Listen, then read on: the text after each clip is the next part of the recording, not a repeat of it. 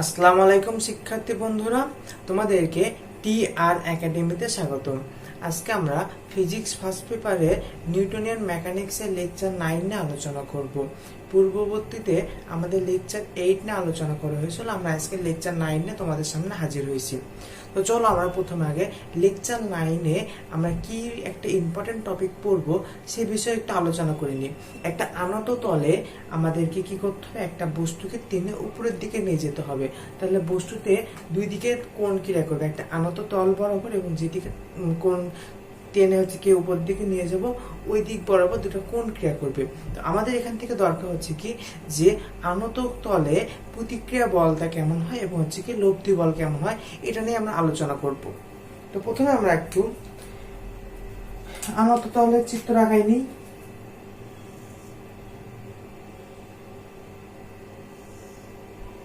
এটা হলো কি আমাদের একটা আনত তল, ঠিক আছে। তো এখানে আমরা একটা বস্তু নিব, এই বস্তুটা কেন্দ্রবিন্দু থেকে এই বরাবর টানব, এই বরাবর টেনে উপরের দিকে নিয়ে যাব, ঠিক আছে।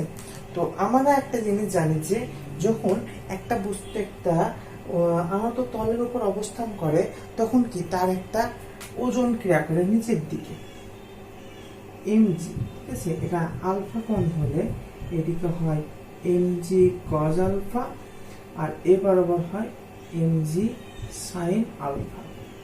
আর এ বরাবর যদি বলটাকে টেনে নিয়ে যায়, এফ যদি বল হয় তাহলে এটা যদি থিটা হয় তাহলে এফ কস থিটা, আর এ বরাবর হবে এফ সাইন থিটা। ওকে, তো আমরা এইগুলো পেলাম, ঠিক আছে। তো এই কোণটা আমরা এখানে দিয়ে দিই, তাহলে আমাদের জন্য আর একটু সুবিধা হয়, ঠিক আছে। এই বরাবর আমাদের থাকলো, ঠিক।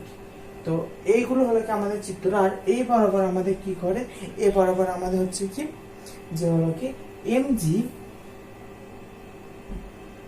সাইন আলফা, আর এটাকে আমরা সাইন আলফা না দিয়ে এটাকে আমরা আর দ্বারা প্রকাশ করতে পারি, আর বা হচ্ছে কি প্রতিক্রিয়া বল, ঠিক আছে।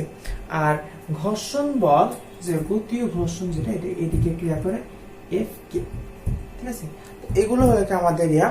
তো আমরা এখন আসবো যে হলো কি আমাদের ওয়াই অ্যাক্সিস বরাবর,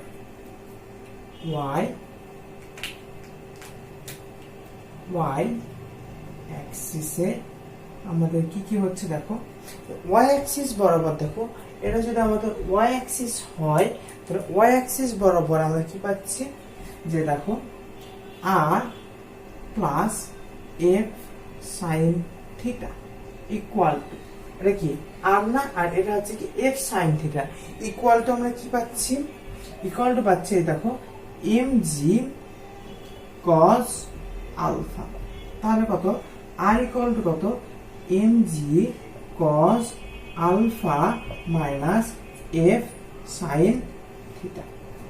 এটা গেল আমাদের হচ্ছে কি এক্স অ্যাক্সিস, ওয়াই অ্যাক্সিস বরাবর আমাদের যে প্রতিক্রিয়া বল, প্রতিক্রিয়া বল, ঠিক আছে।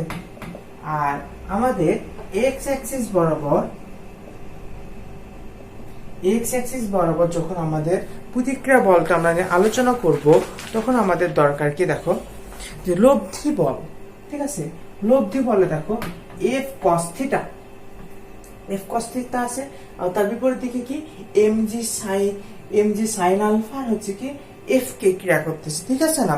তো আমাদের লব্ধি বল F equal to F cos theta minus, এটা যেহেতু বিপরীত দিকে তাহলে কি মাইনাস হবে MG sine alpha minus F কে।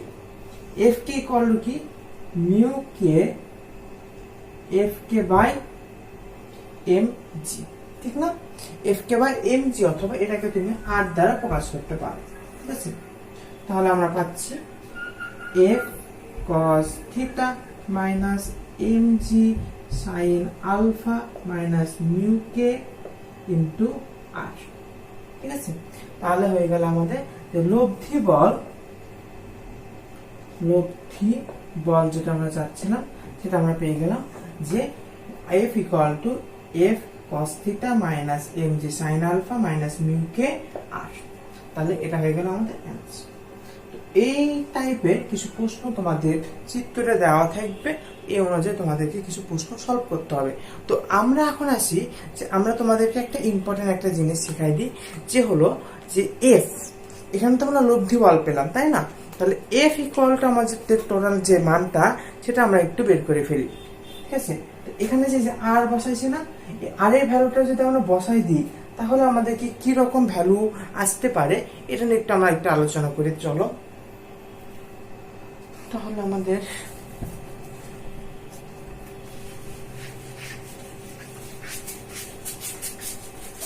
আর এর মানটা যদি আমরা বসাই দিই তাহলে F equal to F cos theta minus M C sine alpha minus mu K. আর এর মান কত যেন আমরা পেয়েছিলাম? আর এর মান পেয়েছিলাম M G cos alpha minus F sine theta, ঠিক না? M G cos alpha minus M A sine theta equal to, এটা এফ মানে কত?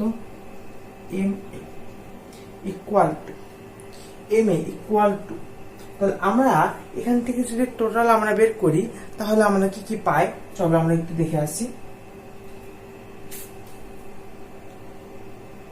M A equal to F cos theta minus M G sine alpha minus mu K M G cos alpha minus F sine theta. এখান থেকে আমরা F equal to পাচ্ছি, দেখো M A plus M G sine alpha plus mu K M G cos alpha.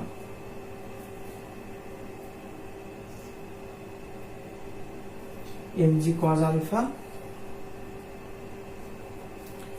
Divided হচ্ছে কি আমরা পাচ্ছি cos theta plus mu K sine theta.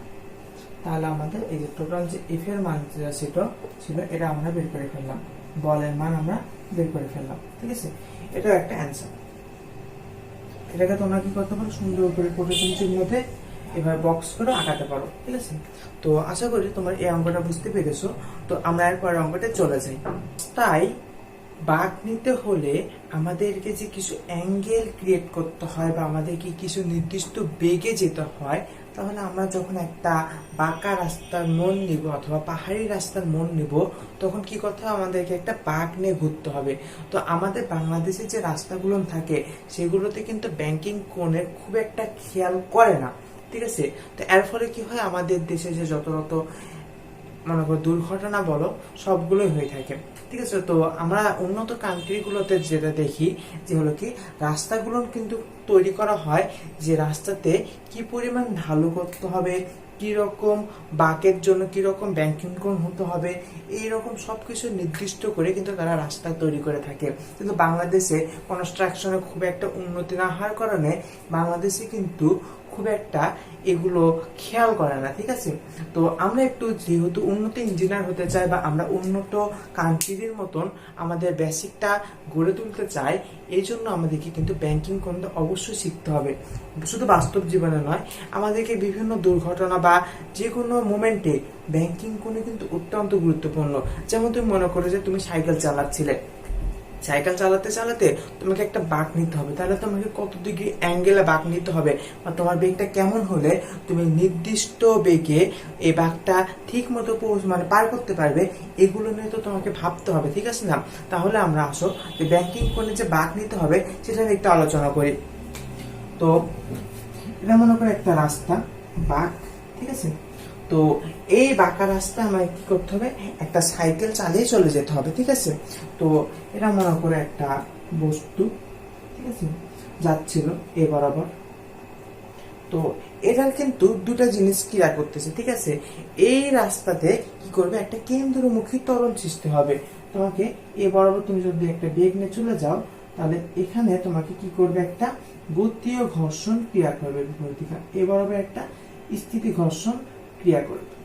ঠিক ঠিক আছে, তোমাকে দুটা জিনিস ক্রিয়া করবে, গতি ও ঘর্ষণ একটা, একটা স্থিতি ঘর্ষণ একটা। এই স্থিতি যে ঘর্ষণ একটা কেন্দ্র থাকবে, এই কেন্দ্র থেকে কিন্তু বারবার তোমাকে কি করবে, একটা বেগে টানতে থাকবে, ঠিক আছে। তো এই বেগটা কেমন হবে সেটা কি জানি আমরা, দেখো স্থিতি ঘর্ষণ এফএস বা স্থিতি বল এফএস যেটা বলো, ঠিক আছে, তাহলে এম ভি স্কয়ার বাই আর, এটা হলো কি আমাদের কেন্দ্রমুখী বল, ঠিক আছে।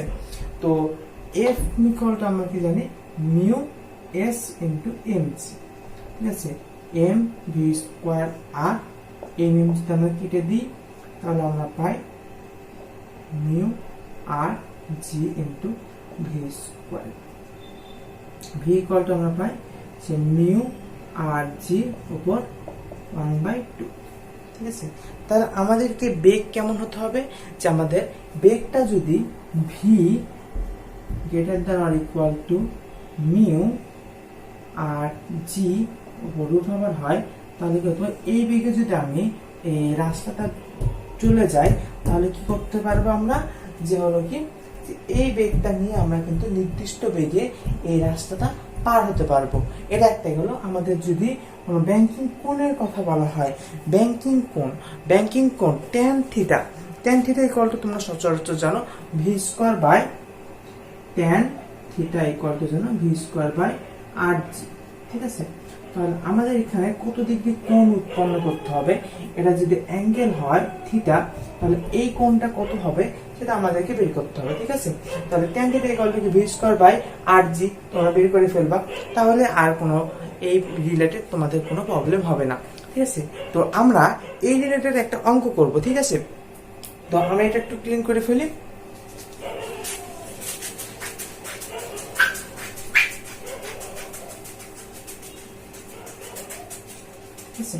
তো আমাদের অঙ্কটা হবে যে একটি রাস্তাতে বৃষ্টি হওয়ার স্থিতি গুণাঙ্ক হচ্ছে কি 20% কমে যায়, এই রাস্তায় সর্বোচ্চ গতিসীমা কত পরিবর্তন হবে। তাহলে আমরা একবার লিখে ফেলি, একটি রাস্তায় বৃষ্টি হওয়ায়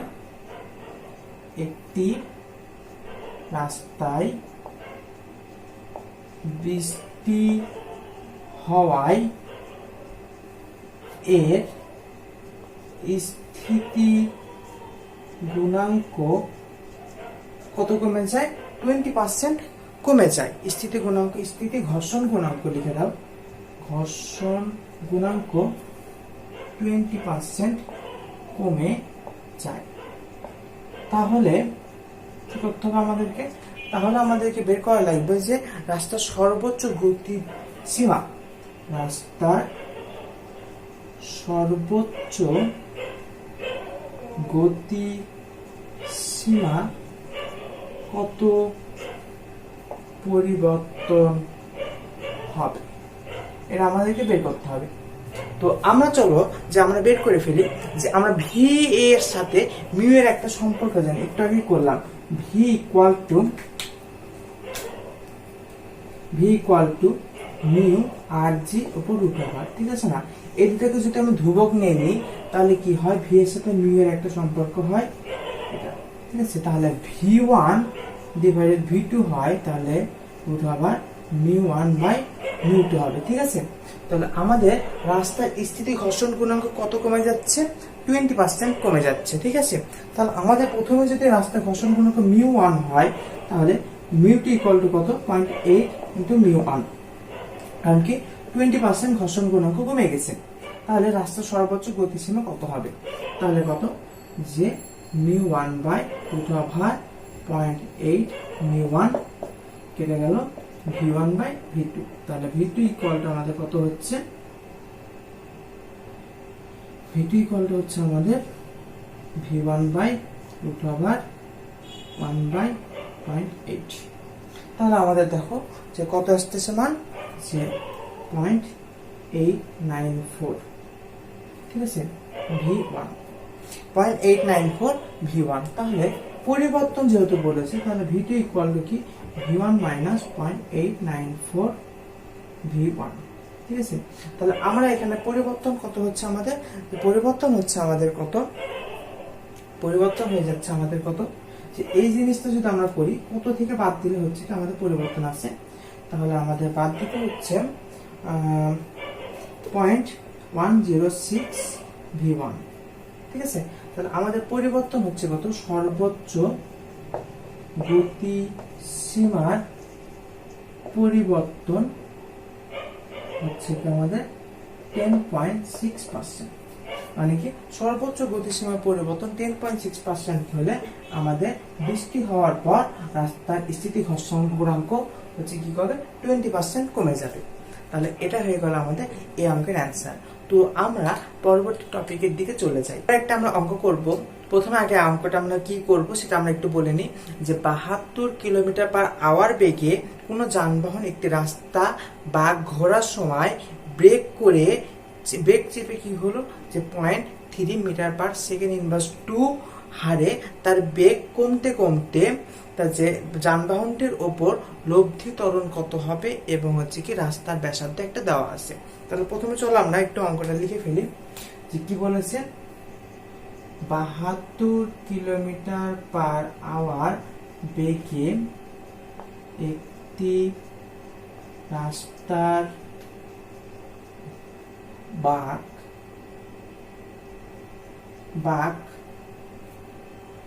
একটি রাস্তার বাঁক ঘোরার সময়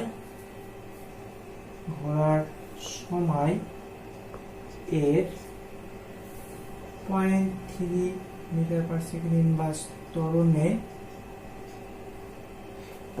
হচ্ছে কি করা হয়,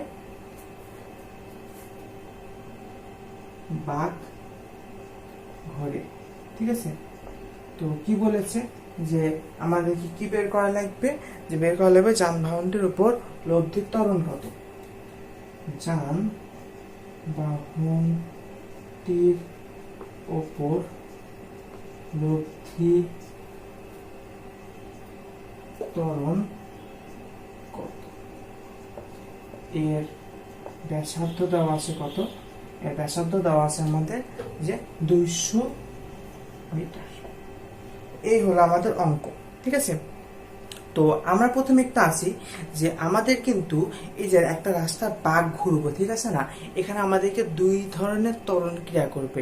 ঠিক আছে, একটা কেন্দ্রমুখী ত্বরণ, একটা কেন্দ্র বিমুখী ত্বরণ। ঠিক আছে, তো একটা বাঁকা রাস্তা, যেহেতু এই যে একটা বাঁকা রাস্তা, এই রাস্তা যখন তুমি বাঁক ঘুরতে যাবা তখন তোমাকে কি করবে, দুই ধরনের ত্বরণ ক্রিয়া করবে। ঠিক আছে, একটা হলো কি কেন্দ্রমুখী ত্বরণ AC আর AE।